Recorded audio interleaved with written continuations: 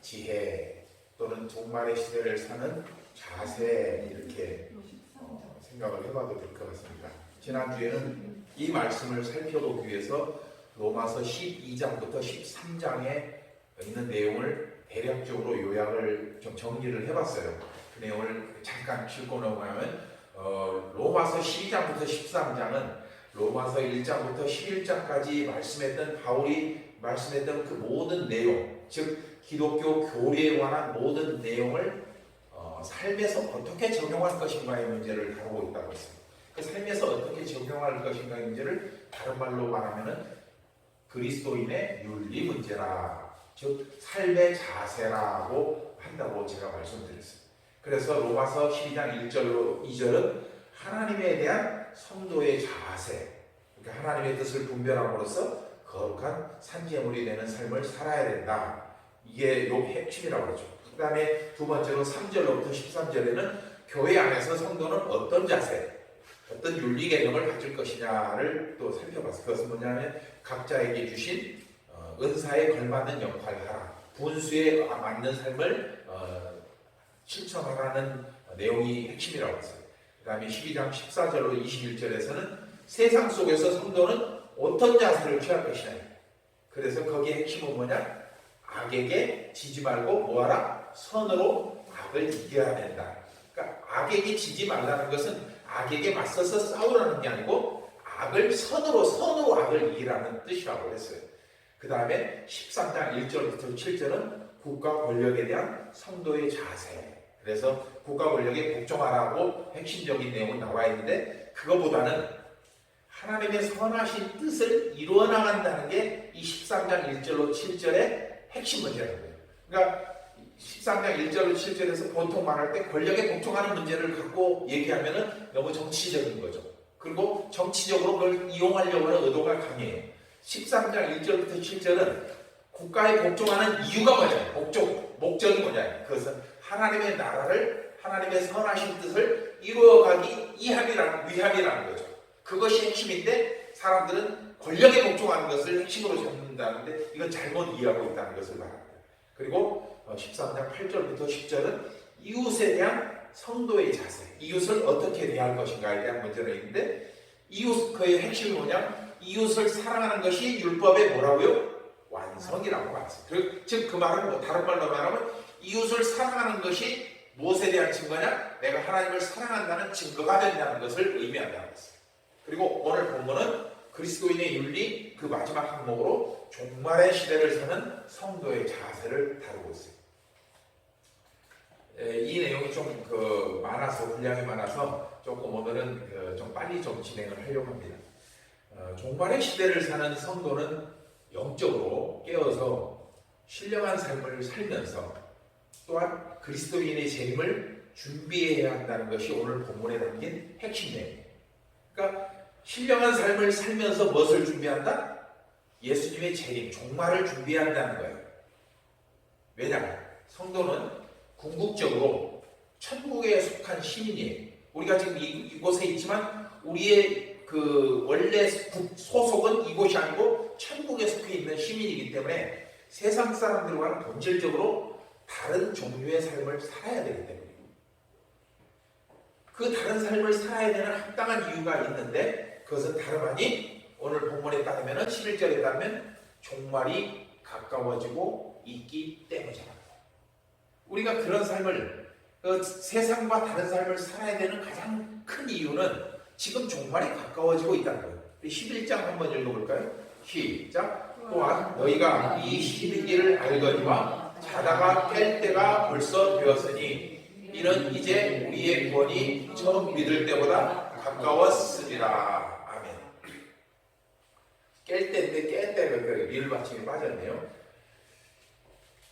여기서 중요한 게 꼭 기억해야 됩니다. 왜냐하면 이것을 좀 신학적으로 따지면 막 종말이 언제냐 이렇게 따지고 있는 사람들이 많은데, 중요한 게 있어요. 이 로마서를 쓴 바울뿐만 아니라 그 바울 이후에 모든 시대 모든 신실한 그리스도인들은 자기들이 살고 있는 시대를 뭘로 봤다는 거예요? 종말의 시대로 봤다. 이게 중요한 거예요. 바울뿐만 아니라 그 바울 이후에 예수님 이후에 모든 시대의 모든 신실한 그리스도인들은 자기가 살아가고 있는 이 시대를 종말의 때로 봤다는 거예요. 이게 왜 합당하냐면요, 내가 죽으면 나는 종말을 끝내는 거예요. 하나님의 심판 안에, 하나님의 주권 안에 들어가잖아요. 그러니까 나는 종말의 때라고 하는 것은 이 땅에서의 삶을 얘기하는데, 즉 내가 이곳에 살아있다는 것은 나는 이 때를 종말의 삶으로 살아야 된다는 것을 의미합니다. 이것은 나로 내가 볼 때, 내 개인으로 볼 때 종말의 삶이 되는 거죠. 하나님의 종말은 이 모든 게 끝나는 순간에 종말이 이루어지지만 나 개인으로서는 언제가 종말인 거예요? 지금이 종말인 거예요. 그리고 내 삶이 끝날 때가 종말이 온 거예요. 아멘이십니까? 굉장히 중요해요. 나의 종말은 내 삶이 끝나는 순간이에요. 그리고 그때부터는 하나님의 주권으로 들어가는 거예요. 하나님의 주권 영역에 들어가서 하나님이 이리 하시는 저리 하시는 우리는 하나님의 뜻 안에 있는 거예요. 우리가 어떻게 그러니까 이 종말의 삶을 산다는 것은 무슨 뜻이냐? 종말을 준비하는 삶인 거예요. 정확하게 말하면 종말을 살아낸다는 것은 종말을 준비하는 삶인 거죠. 비록 자신들이 살아있을 때 예수님께서 약속하신 그 종말의 때가 임하지는 않았지만, 그럼에도 그 모든 그리스도인의 삶은 마지막 순간까지 뭘로 느꼈다는 거예요? 자기는 종말의 때를 살고 있다고 느꼈다는 거예요. 이유가 뭐냐? 이것도 중요합니다. 종말의 삶을 사는 사람은 그 종말을 기다리면서 또 종말을 준비하면서 살기 때문에 종말에 걸맞는 긴장감이 있어요, 마음에. 그 긴장감이 종말이 없는 사람은 긴장감이 없는 것이죠. 종말을 사는 삶을 사람은 긴장감이 있는 거예요. 그래서 정말 긴장감이 없는 그리스도인들은 뭐냐? 필연적으로 예수 그리스도의 재림을 절박한 심정으로 기다리지 않게 되는 거죠. 그리고 그것을 일컬어 재림신앙이 없는 건데, 재림신앙이 없는 그리스도인은 결국 그 신앙이 느슨해질 수밖에 없기 때문에. 그러니까 언제 저 재림이 임할지 모르는데 오늘 대충 살지 이렇게 생각한다는 거죠. 그 사람들은 어떤 사람이냐? 사탄에게 가장 좋은 먹잇감이 되는 거죠. 바로 그들이 실족하고 넘어지는 거죠. 여러분, 신앙생활이 뭡니까? 신앙생활. 제가 정리해 봤어요. 신앙생활을 놓고 제가 묵상을 했는데, 신앙생활은 뭐냐? 신앙과 생활이 연결되는 거예요. 즉 신앙이 생활이 되고 또 생활이 뭐가 되는 거예요? 신앙이 되는 거예요. 그러니까 두 개가 분리되는 게 아니고 신앙과 생활이 밀접하게 연결되어 있는 상태가 바로 신앙생활입니다. 그렇다면 신앙은 무엇이고 생활은 또 무엇이냐? 신앙에는 많은 요소들이 있지만 결국 그 신앙의 가장 핵심적인 요소가 뭐냐? 바로 종말사상인 거죠. 다시 말합니다. 신앙생활의 요소에는 많은 요소들이 있지만 그 중에 가장 핵심을 따진다면 우리는 종말을 기다리면서 신앙생활의 종말이에요. 우리가 삼위일체 하나님을 믿는 것도 성경의 가르침을 따르는 것도 결국 뭘 위해서요? 우리에게 언제 임할지 모르는 종말의 때를 준비하기 위함이에요. 그 때를 준비하기 위해서 우리가 거룩하고 경건한 삶을 살기 위해서 하나님의 말씀대로 살고 성경의 가르침대로 순실천하는 거예요. 마태복음 25장 13절에 예수님이 이렇게 말씀하시죠. 시작. 그런즉 깨어있으라. 너희는 그날과 그때를 알지 못하라. 깨어있어야 되는 이유가 뭐예요? 종말의 때가 언제 임할지 모르니까 깨어있는 거죠. 그 깨어있다는 것이 뭐예요? 바로 생활이 안 될까요? 생활. 신앙생활. 그리고 생활은 우리가 믿는 삼위일체 하나님의 모든 가르침, 즉 신앙을 우리의 실제적인 삶에서 그대로 적용시키고 실전시키는 것을 의미하죠. 그런데 여러분, 여기서 그리스도인들 중에는 신앙은 있어요. 신앙은 있지만 생활이 없는 경우가 매우 많습니다. 이게 문제죠. 실천이 없는 신앙을 다른 말로는 뭐라고 하냐면 관념적인 신앙이라고 해요. 생각만 하고 있는 거죠. 나 하나님 믿어. 제가 전도하거나 길거리 가서 사람들하고 많은 사람들하고 얘기를 나누면 하나님 교회 안 나가는데 하나님 믿는 사람은 엄청 많습니다. 그것은 신앙이 아니에요. 관념이에요. 관념. 그냥 자기가 옳다고 생각하고 조금 더 그걸 더 깊이 들어가면 뭐냐면은 모든 사람에게 있는 종교성이에요. 종교성으로. 그러니까 그가 말하는 건 하나님일 수도 있고 누구 부처일 수도 있어요. 그 사람들이 말하는 하나님. 그냥 신이에요. 신이라는 존재이 그 신이 하나님이지 않다는 거예요. 그건 신앙이 아닌 거죠. 관념인 거예요. 또는 모든 인간에게 주셨던 하나님의 성품 속에 있는 종교성인 거예요.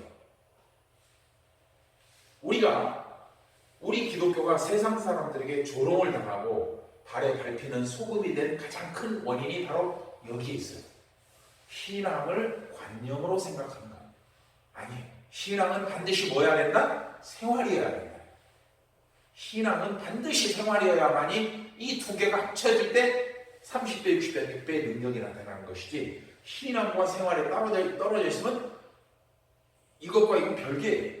그리고 구원도 별개가 되는 거죠. 그런 사람.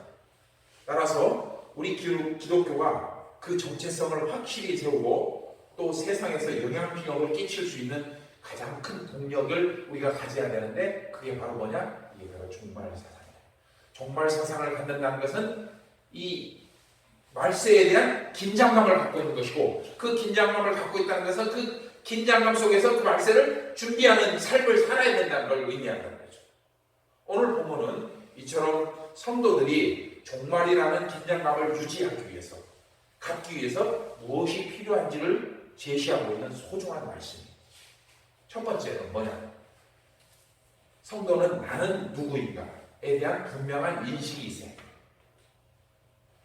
우리 그리스도인은 그래서 거기에 대한 답을 제시한다면 우리 그리스도는 이 시대에 하나님으로부터 부름받고 세움받은 선지자입니다.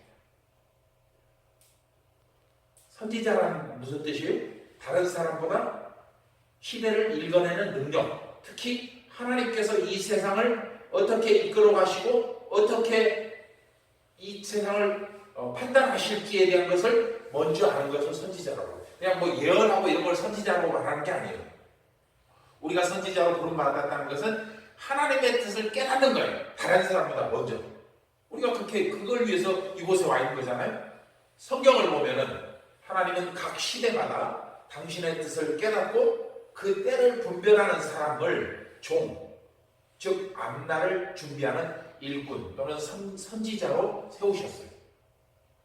아브라함, 모세, 사무엘, 나단, 요엘, 아모스, 호세아, 이사야, 에레미야, 다니엘, 심지어 다윗, 모든 사람들이 다 그렇게 선지자로 세움받은 사람들이에요. 그래서 선지자는 누구도 예상치 못한 시대적인 일기를 느껴요.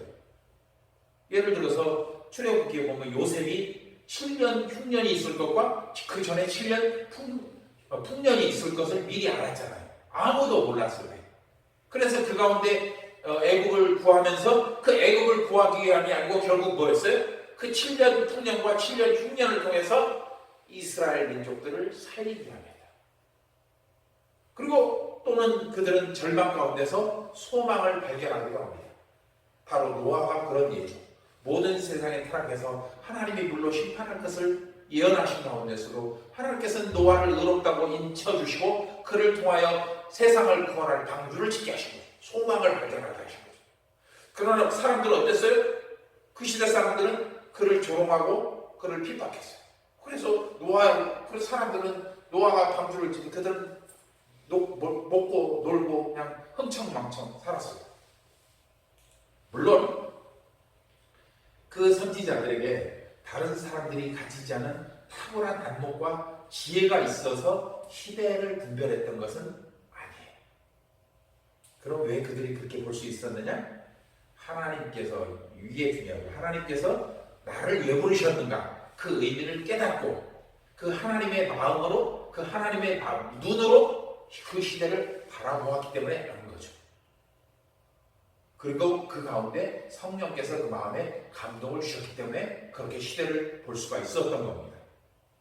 그리고 하나님은 이 시대에도 여전히 당신의 뜻을 이루어 나가기 위한 일꾼을 세우시는데 바로 그 사람들이 누구냐? 지금 우리 교회 가운데 보이는 성도들이라는 거예요. 그리고 교회는 뭐냐? 그 선지자들이 이곳에서 훈련받고 양육받고 파송되는 전진 기지 역할을 하는 거죠. 그리고 성도는 바로 그 선지자 역할을 하는 겁니다.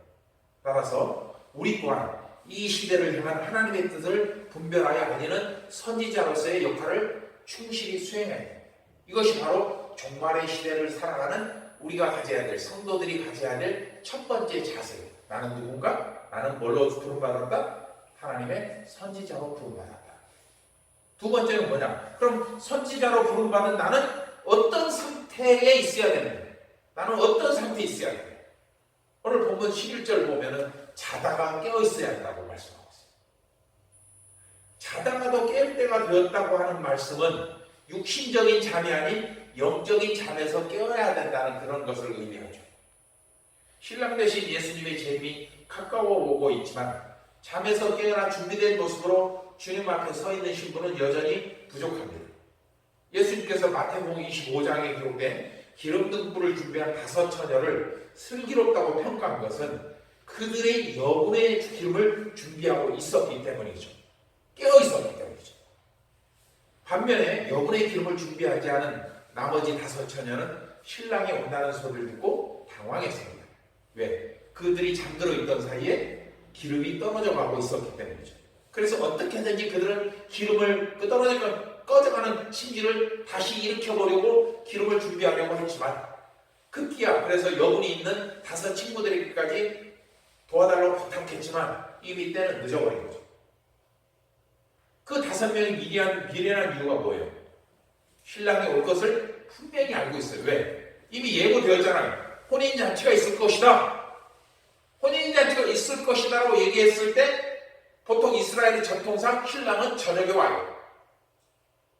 저녁에 오는데 그 저녁에 오기 위해서는 그 들러리들이, 하객들이 이렇게 등불을 밝히고 있어야 되는데 신랑이 언제 올지를 자기들이 예측한 거죠. 신랑의 예측한 게 아니고 그 기름등불 준비하지 못한 5명은 이 정도 기름이면 충분히 신랑이 올 거야 라고 판단했다는 거예요. 그리고 그걸 나머지를 준비하는 사이에 잠을 자버린 거예요. 여러분 여기서 분명히 우리가 기억해야 할 한 가지가 있는데 하나님의 시간표와 우리의 시간표가 같아요, 달라요? 분명히 다릅니다. 제가 전에 그걸 예로 제가 묵상 중에 깨달은 걸로 말씀을 드렸는데 하나님의 시간은 우리의 시간보다 딱 한 박자 늦다. 항상 늦다. 언제나. 이 한 박자가 뭔지 아세요? 우리가 하나님보다 한 박자 빠른 이것이 뭔지 아세요? 우리의 혈기, 우리의 욕심, 우리의 조급함, 우리의 불신앙이에요. 이것 때문에 하나님보다는 한 박자 늦는 거예요. 그래서 우리 자신을 냉정하게 돌아봐야 되는데 우리가 갖고 있는 시간표에서 욕심과 정욕과 불순종과 불신앙과 교만과 혈기를 빼고 나면은 하나님의 시간에 맞출 수 있다는 거예요. 우리 지난 주일날 그 찬양했죠? 주님의 시간에 그때까지 기다리라고. 그게 뭐예요? 그러니까 주님의 시간까지 우리가 뭘 놓고 기다리는 거예요? 그냥 가만히 막상 있는 게 기다리는 게 아니에요. 우리 마음의 정욕과 욕심과 혈기와 모든 불순종과 불신앙의 요소들을 제하는 게 기다리는 시간인 거예요. 그래서 우리는 여기서 우리 자신을 좀 돌아봐야 됩니다. 나는 지금 어떤 상태인가요? 어디에 속한 사람인가요? 기름등불을 준비한 지혜로운 5명인가? 아니면 등불만 준비한 나머지 5명인가? 여러분 자신을 스스로 생각해보면 나는 지금 어디에 속해 있는지를 가장 잘 알 겁니다.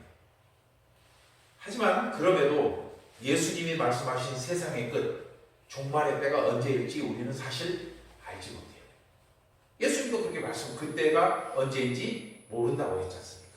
알 것 없고 분명한 사실은 아까도 맨 처음에 말씀드린 것처럼 이 시대를 살아가고 있는 우리가 이 역사 속에 나타난 모든 사람보다 어디에 가장 가까이 근접해 있어요? 종말이 가장 근접해 있어요. 예수님께서 재림하신다는 날이 어느 정해 있는 시간이라면 우리가 알지 못하는 그 정해 있는 시간에 가장 가까이 가 있는 게 지금 우리란 거예요. 그동안의 모든 사람들은 종말을 기다리면서 역사 속에서 사라져갔지만 지금 우리는 그 날을 바라보면서 가고 있기 때문에 가장 가까이 있는 거예요.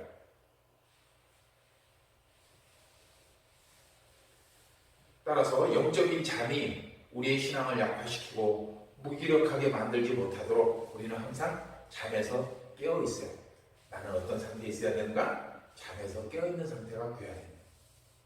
그럼 왜 깨어 있어야 되는가? 세 번째, 왜 깨어 있어요? 그 이유를 알아야 돼. 우리가 깨어 있어야 되는 이유가 뭐예요? 그게 뭐냐? 구원이 처음 믿을 때보다 가까이 왔기 때문이에요. 이 말씀이 중요한 이유는 여러분, 종말이 되면은 하나님의 심판과 하나님의 구원이 동시에 나타나죠. 우리는 이걸 통칭해서 심판이라고 말을 할 수는 있어요. 전체를 일컬어서 심판이라고 할 수 있는데 조금 더 정확하게, 조금 더 세분해서 말하면은 그 종말의 때, 종말이 완성된 때 하나님의 심판과 하나님의 구원이 동시에 일어나요. 자, 여기에서 그 심판은 누가 받아요? 하나님을 믿지 않는 자들이 받는 것이에요. 하나님의 구원은 하나님을 믿고 그날을 기다린 준비한 사람들이 받는 거예요. 즉 그날이 되면은 믿지 않는 자들은 심판을 받겠지만 믿는 우리는 하나님의 구원의 완성을 경험하게 되고 그 끝에 어디로 가는 거예요? 하나님의 나라로 들어가게 되는 거죠. 그래서 계시록 21장 6절로 8절에 이렇게 말씀하고 있습니다. 시작. 또 내게 말씀하시되 이루었도다. 나는 알파와 오메가요 처음과 마지막이라. 내가 생명수 샘물을 목마른 자에게 값없이 주리니 이기는 자는 이것들을 상속으로 받으리라. 나는 그의 하나님이 되고 그는 내 아들이 되리라.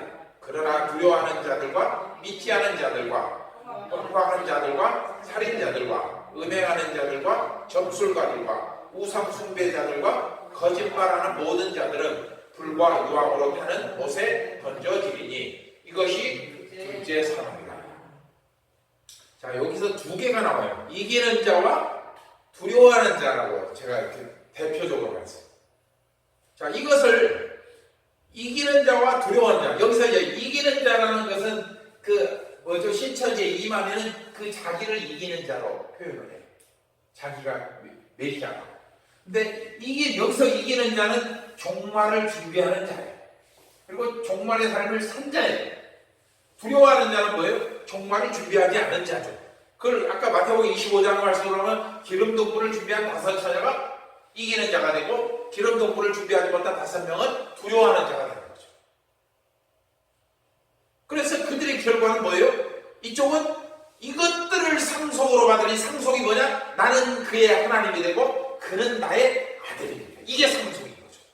그러나 믿지 않는 자들은 불과 유황으로 타는 못에 던져지니 이것이 둘째 사망이다. 이렇게 돼요. 즉 종말의 때가 되면은 구원과 심판이 동시에 나타나는데 하지만 그 마지막 시간에는 누구도 정해진 결과를 바꿀 수가 없어요. 왜? 종말이 시작되면 번복이 불가능해요. 그걸 바꿀 수 있는 기회는 언제 있냐? 바로 종말을 준비하는 삶 속에서 있다는 거예요. 이 종말을 준비하는 삶 속에서 이루어지지 종말이 시작되면 그때부터는 아무것도 바꿀 수 없어요. 그 하나님의 재림, 예수님의 재림을 말하지 않고 우리의 삶만 비교해봐도 그래요. 우리가 숨이 딱 끊어지는 순간 우리는 아무것도 바꿀 수가 없어요. 뭘 바꾸고 있어요 우리가? 제가 여러분들에게 하나님이 우리에게 주신 가장 소중한 첫 번째 선물, 즉 은사가 뭐라고 했어요? 생명이라고 했죠. 생명이라는 뜻은 뭘 의미하냐? 기회를 의미하는 거예요. 기회. 우리가 구원받을 수 있는 기회를 하나님께 받았다는 거예요. 즉 내가 산소호흡기를 꽂고 있어도 의식만 살아있다면 나는 아직도 하나님께 구원받을 기회가 있는 거예요. 그러나 의식도 없고 호흡도 끝났다면 죄악의 어떤 경우에도 구원받을 기회는 사라진 거예요. 그러니까 그 전 우주적인 구원, 우주적인 심판을 말하지 않고 우리 개인적인 종말만 따져도 그건 명백해져요. 아무것도 바꿀 수 없어요. 오직 미리 준비된 기름등불, 즉 깨어있어서 선지자적인 사명을 감당하는 성도만이 심판이 아닌 구원의 길로 갈 수가 있다는 거예요. 그래서 깨어있어야 된다는 건데, 그 다음에 네 번째로는 그럼 깨어서 무엇을 해야 되냐? 깨어있어 무엇을 해야 되냐? 정말의 삶을 살 때 깨어있어서 나는 누구인가를 알아야 되고 나는 어떤 상태에서 깨어있어야 되고 왜 깨어있어야 되는가를 알았다면 그럼 깨어있어서 뭘 해야 되는가? 그것이 오늘 본문에 나오는데 다가올 영적 전쟁을 위해서 빛의 갑옷으로 무장해야 되는 거죠. 빛의 갑옷. 제가 여러분 전에도 가끔 말씀드린 것처럼 계시록을 무서운 책이라고 하지 않고 복음의 책이라고 행복한 책이라고 보아야 한다고 말한 이유가 바로 여기 있는 거예요. 계시록을 무서운 책으로 보는 사람은 계시록 속에서 뭘 봐요? 계시록은 두 가지 모습을 보여주고 있어요. 당론이 그렇죠? 계시록을 무서운 책으로 보는 사람은 계시록 속에서 뭘 보기 때문에 무서운 거예요? 심판을 보기 때문에 무서운 거예요. 불못, 유황, 꿀막 이런 것들을 보기 때문에 무서운 거예요. 계시록이. 그러나 계시록을 복음서로 보는 사람은 뭐예요? 계시록에 담긴 하나님의 놀라운 약속. 즉 아까 우리가 했던 말씀처럼 더 이상 근심도 걱정도 미움도 아픔도 슬픔도 없는 하나님의 나라에 들어갈 것에 그 구원의 완성에 관심을 보이고 있고 그것을 바라보기 때문에 계시록이 복음인 거예요. 조금 더 역사적으로 따지면 이 요한계시록이 기록될 당시 그러니까 주후 한 90년에서 100년 사이로 볼 수 있는데 그 즈음에 어떤 일이 이 로마 제국 내에서 있었냐? 박해가 본격적으로 시작되고 있었던 때예요. 그리스도인들이 막 무수히 죽어나가고 고문당하고 심지어 그 요한계시록을 쓴 요한은 어디 밧소라고 하는 섬의 구리광산에 강제로 영을 갖고 있었던 사람이에요. 그런데 반모라는 섬에 그런데 그 상황에서 그처럼 비참하고 처참한 환경에서 요한계시록 저자가 요한이 야 종말이 오면은 불못과 유황불의 타는 불에가 영원토록 꺼지지 않는 불에 심판받을까? 그들에게 무슨 의미가 있습니까? 고문당하고 있고 고난당하고 있고 핍박당하는 그리스도인들이 그 당시 그리스도인들이 무슨 의미가 있습니까? 그걸 알려주기 위해서 요한이 그걸 썼을까요? 저는 절대로 그렇지 않고 가능성 제로예요. 그것 때문에 쓴 게 아니고 너희들이 그런 고문을 당할 거야. 그러나 안심하라. 그러나 걱정하지 말라. 하나님께서 너희 생명을 붙드시느니라. 이게 요한계시록을 쓴 목적이라는 거예요. 진짜 목적. 그러므로 요한계시록은 심판의 책이라고 보지 말고 복음의 책으로 봐야 된다. 그리고 그 빛의 갑옷으로 무장을 해야 돼요. 따라서 계시록을 복음으로 보는 사람은 그 나라, 하나님의 나라를 위해서 이 세상에서 무엇을 준비해야 하는지를 찾는 거죠. 어디 속에서? 말씀 속에서 찾는 겁니다. 그 말씀 속에서 찾는 것이 뭐냐면은 오늘 본문 말씀에 따르면 마지막 싸움에서 살아남기에 영적 무기, 즉 빛의 갑옷을 준비하는 거예요. 입는 거예요. 로마서 13장 12절 함께 읽습니다. 시작. 밤이 깊고 낮이 가까웠으니 그러므로 우리가 어둠의 일을 벗고 빛의 갑옷을 입자. 자, 여기서 빛의 갑옷을 입자는 것에 우리의 초점이 딱 꽂힙니다. 그런데 그 빛의 12절을 보면은 빛의 갑옷을 입기 전에 먼저 해야 할 일이 있다고 바울이 말씀해요. 뭐예요? 그렇죠. 빛의 갑옷을 입기 전에 벗어내야 될 게 있는 거예요. 어둠의 일을 벗어내는 거예요. 그러니까 우리가 무엇을 해야 되냐면 빛의 갑옷을 입어야 되는데 먼저 어둠의 일을 벗어내는 거예요.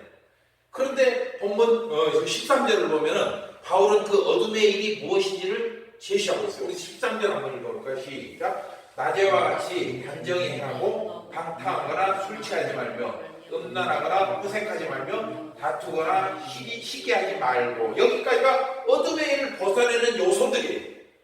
그리고 빛의 갑옷은 뭐냐? 14절 시작. 오직 주 예수 그리스도로 옷 입고 정욕을 위하여 육신의 애를 도모하지 마. 이게 빛의 갑옷이에요. 예수 그리스도로 옷 입는 것, 이것이 빛의 갑옷이에요. 방탕함, 술 취함, 음란함, 호색함, 다투고 시기하는 이런 것들을 벗어내고 예수 그리스도로 옷 입는 것, 그게 뭐냐? 바로 경건한 삶인 거죠. 신앙생활인 거예요. 그렇다면 여러분, 갑옷은 우리가 언제 입죠? 갑옷은 언제 입어요? 전쟁에 나갈 때 나가기 전에 입는 거잖아요. 자신 목적이 뭐예요? 갑옷을 입는 목적이 방어하기, 보호하기 위해서 입잖아요. 무기에는 크게 두 가지가 있어요. 하나는 공격용 무기가 있고 하나는 방어용 무기가 있어요.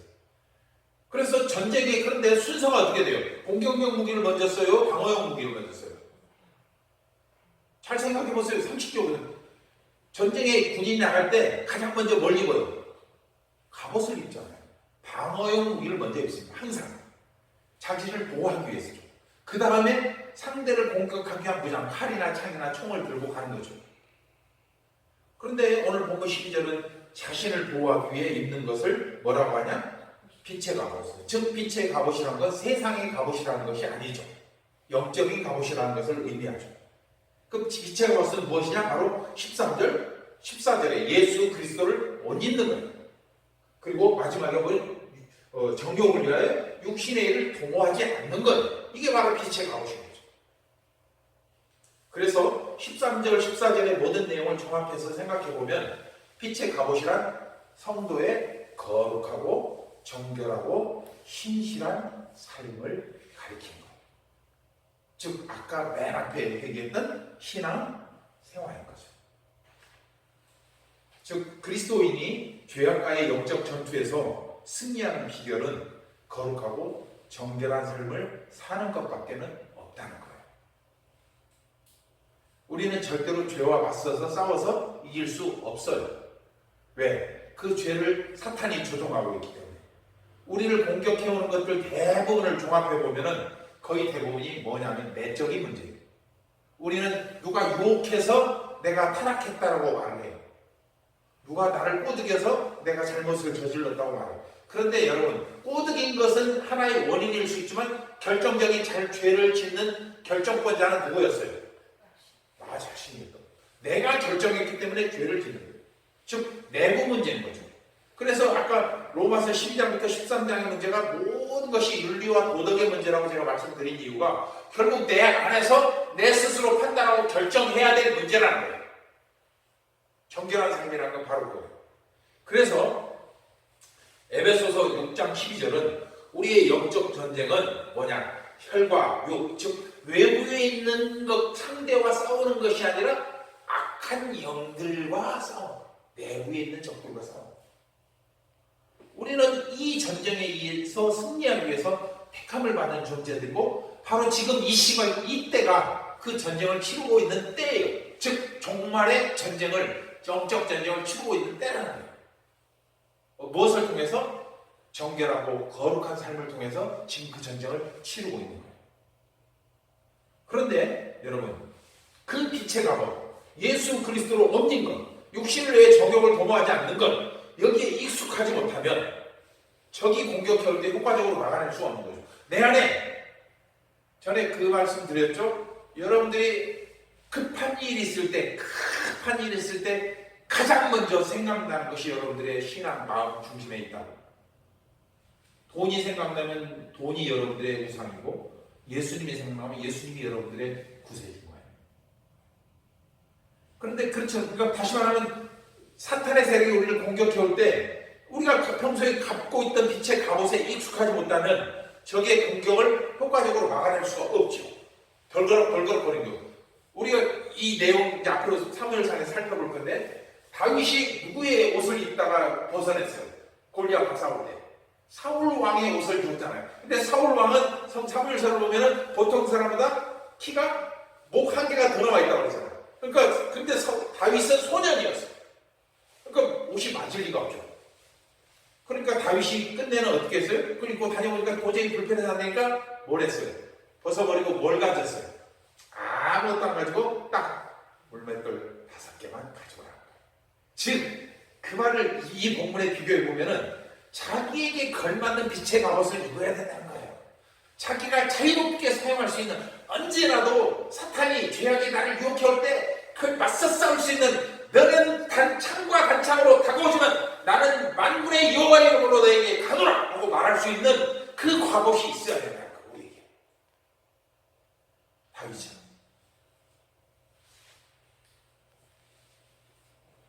거룩하고 정결한 삶이 몸에 배지 않기 때문에 우리가 죄 앞에 넘어지는 거예요. 신앙생활하면서도 수시로 죄 앞에 무너지는 모습이 바로 뭐냐? 빛의 갑옷에 익숙하지 못한 우리의 영적 상태를 보여줘요. 즉 예수 그리스도로 온전하게 옷 입는 모습이 아니라는 거예요. 죄의 유혹에 쉽게 넘어가고 사소한일에도 흥분하고 마음이 흔들리는 상태, 물질과 이익 앞에서 쉽게 불의와 타협하는 모습, 이런 것들이 바로 빛의 갑옷에 익숙하지 않은 거죠. 또는 앞에 말한 것처럼 신앙과 생활이 분리되어 있는 모습이에요. 하나님은 이처럼 종말의 시대를 살아가는 그리스도인이 승리할 수 있도록 다양한 무기를 준비해 주셨는데, 에베소서 6장 14절로 17절을 보면은 그 자세한 내용을 이렇게 보여주고 있어요. 함께 읽습니다. 시작. 그런즉 서서 진리로 너희 허리띠를 띠고 의의 호심경을 붙이고 평안의 복음이 준비한 것으로 신을 신고 모든 것 위에 믿음의 방패를 가지고 이로써 능히 악한 자의 모든 불화살을 소멸하고 구원의 투와 성령의 검 곧 하나님의 말씀을 가지라. 바로 이것을 오늘 본문과 연결하면 우리가 갖춰야 될 빛의 갑옷이라는 거예요. 그래서 로마서에서 에베소서는 이 앞에 뭐라고 하면 그러므로 너희는 이 말세에 이기기 위해서 뭘 취하라? 전신갑주 갑옷을 입어라. 이런 거예요. 갑옷을 입어라. 그것도 무슨 갑옷이냐? 세상의 갑옷이 아니고 빛의 갑옷, 영적인 갑옷을 입으라고 말씀합니다. 근데 재미있는 게 있어요. 이 에베소서에서 중요한 내용이 이 모든 14절, 15절, 16절 말씀이 한결같이 전부 다 뭐예요? 명령형이라는 거예요. 자, 진리로 허리띠를 입으면 좋겠어? 의의 호심경을 붙이든지 좀 알아서 생각해봐. 이게 아니고 허리띠를 띄어 호심경을 붙여 복음이 위한 준비한 신을 신어 명령을 하고 있다는 거예요. 그러니까 취사선택이에요. 종말의 시대를 사는 성도는 무조건 이걸 갖춰야 된다는 거예요. 이거. 그렇다면 우리는 모든 상황에서 이 무기를 익숙하게 사용할 수 있도록 끊임없이 훈련을 해야 된다는 결론을 우리는 얻게 됩니다. 아까 다윗과 사울의 갑옷 얘기를 했던 것처럼 그런 식으로는 우리는 절대로 어떤 전쟁도 나갈 수도 없고 이길 수도 없어요. 우리가 전쟁에서 이기기 위해서는 내게 있는 갑옷이, 빛의 갑옷이 내 몸처럼 자유로워야 돼요. 아주 익숙해져야 돼요. 그렇지 않고서는 이길 수가 없죠. 예를 들어서 누가 나한테 직장에서 오늘은 그냥 수요일에 같이 말고 나랑 술 한잔 해 했을 때 거기에 단호하게 거기를 거절할 수 있어야 돼요. 나는 술을 먹는 것보다 술을 마시는 것보다 하나님을 예배하는 게 더 나에게는 중요해요. 이것이 그랬을 때 이것이 바로 빛의 갑옷이 된 거지. 그래 오늘만 어떻게 그냥 같이 어울려볼까? 속에 있어서 얻는 거예요 지금? 이렇게 된다면은 그건 빛의 갑옷에 익숙하지 않은 거죠. 여러분 세상 사람들을 향해서 우리가 진리에 관한 문제는 단호하게 대답을 해야 됩니다. 정확하게 예스 노를 분명히 해야 돼요. 그러나 진리를 적용하는 문제에서는 유연해야 됩니다. 이것을 혼돈하면 안 돼요. 진리를 세우는 것에서는 목에 칼이 들어와도 나는 이것이 맞다고 정확하게 말을 할 수 있어야 돼요. 그런데 많은 그리스도인들이 이 두 가지를 혼돈해서 진리를 적용하는 것을 막 아주 그냥 목숨 걸고 지키는 사람들이 있어요. 예를 들어서 여기 십자가를 세워야 되냐 말 교단별로 달라요. 우리 교단은 여기 십자가를 안 세워요. 우상이라고 해가지고. 그건 세웠다면 징계받기도 해요. 그런 경우가 실제로 있기도 해요. 제가 볼 때는 가소롭죠. 웃기죠. 그건 진리도 아니고 적용하는 문제예요. 있으나 없으나 그게 무슨 의미가 있나요? 그건 문제가 아니에요. 그러니까 여러분 우리가 이 빛의 갑옷을 우리 삶 속에서 아주 그냥 정말 아주 능숙하게 사용할 수 있을 때까지 우리는 훈련을 거듭해야 되는데 제가 대표적인 예를 하나 들어드릴게요. 국가대표 운동부 선수들이 하는 말이에요. 뭐냐면은 하루를 훈련을 안 하면은 누가 할까요? 내가 할까요? 하루를 훈련을 안 하면 내가 하고 이틀을 훈련을 안 하면은 누가 할까요? 상대방이 압니다. 상대 선수가 알아요. 사흘을 훈련을 안 하면 모든 사람이 알아요. 저 이거 굉장히 중요하다고. 하루 훈련 안 하면은 우리 신앙이 우리가 하나님의 말씀대로 살고 하나님께 기도하고 하나님을 의지하는 것이 하루를 빠지면은 가장 누가 먼저 알아요? 내가 알아요. 물론 하나님도 알고 사탄도 알아요. 마찬가지로 우리가 영적 훈련을 게으르면 우리 자신이 먼저 그걸 느껴요. 그걸 뭘로 느끼냐? 마음이 칼칼해요. 답답해요. 예를 들어서 주일날 예배 한 번 참석 안 하면 어떤 마음이 들어요? 2번 참석 안 하면, 3번 참석 안 하면, 한 달만 빠져봐요. 내가 언제 교회 나왔어? 그런 생각이 들어요. 그때 깨닫고 돌아서는 사람은 그 영적 긴장감을 계속 유지할 수 있지만 그것이 늦어지면 늦어질수록 회복의 가능성은 낮아집니다. 그러면서 사람들이 뭐라고 하느냐? 사람들 비우면 자기가 게을러서 실패하고 힘들었으면서도 하나님이 자신을 연단했다라고 변명합니다. 여러분, 영적 무기는 하나님과 무관한 자들에게는 아무런 의미가 없습니다. 상관이 있겠어요? 그 존재조차도 그들은 몰라요. 자기들은 자기 능력으로 산다고 생각하잖아요. 그런데 그리스도인인 우리도 자칫 그 함정에 빠질 수 있다는 거예요. 언제? 영적 무기를 날마다 갈고 닦지 않으면 언제라도 그렇게 될 수 있다는 거예요. 따라서 그리스도인이 영적 전쟁에서 승리하기 위해 하나님께서 주신 무기를 자유자재로 사용할 수 있는 훈련이 필요한데 그것이 바로 디모데전서 4장 7절 8절에서 경건이라고 합니다. 디모데전서 4장 7절 8절 시작. 망령되고 허탄한 신화를 버리고 경건에 이르도록 내 자신을 연단하라. 육체의 연단은 약간의 유익이 있으나 경건은 범사에 유익하니 금생과 내생의 약속이 있느니라. 이 말씀에 따르면 그리스도인이 훈련하는 경건은 지금 살아있을 때뿐만 아니라 금생, 살아있을 때뿐만 아니라 죽은 후에도 이루어질 하나님의 약속, 즉 구원의 조건이 된다는 거예요. 금생과 내생이니까.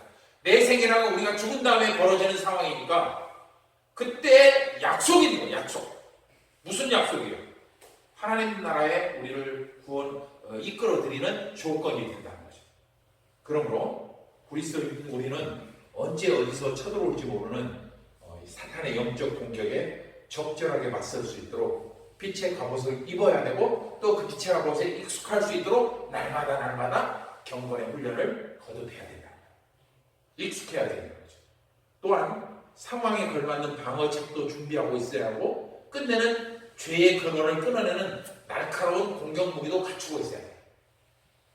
여기서 중요한 것이 말씀의 검이, 성령의 검이, 하나님의 말씀, 에베소서 아까 말씀에서 성령의 검, 곧 뭐라고? 하나님의 말씀이라고 하는데 그 하나님의 말씀이 뭐냐 이거예요. 상대방을 찌르는 기도하지만 더 중요한 것은 나에 있는 죄를 끊어내는 거예요.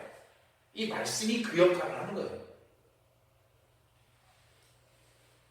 이를 위해 우리는 끊임없는 연습이 필요합니다. 가장 먼저 말씀을 읽고 하나님을 신뢰해야 되고 미래에 대한 소망을 품어야 되고 또 그 소망을 갖고 열심을 다해 기도해야 합니다. 이런 것들이 바로 연습을 하는 거죠. 빛의 갑옷을 익숙하게 만드는 거죠.